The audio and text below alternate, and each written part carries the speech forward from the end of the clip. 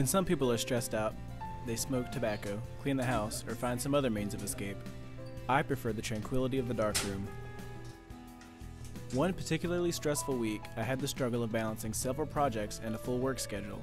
Luckily, one of those projects was a photography assignment.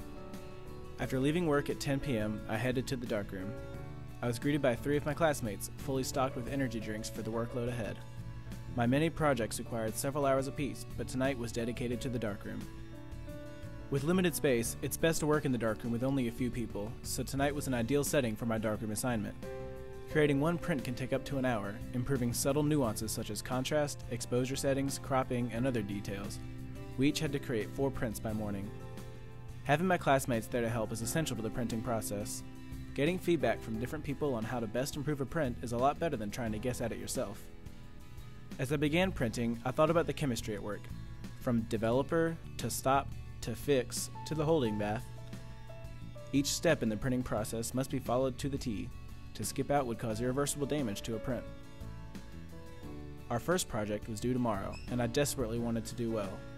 As I worked on my first print, I began to relax and started enjoying myself for the first time in recent memory. Sure, I had 5 other projects due within a week. Sure, my work schedule was insane, but right now, working in the darkroom using a process that hasn't changed in decades, none of that was important. I was living in the moment for the first time in a while. Nothing outside the room existed. We worked for hours, completely losing track of time. Around 2:30 in the morning, a security guard came through the photo lab as part of his routine.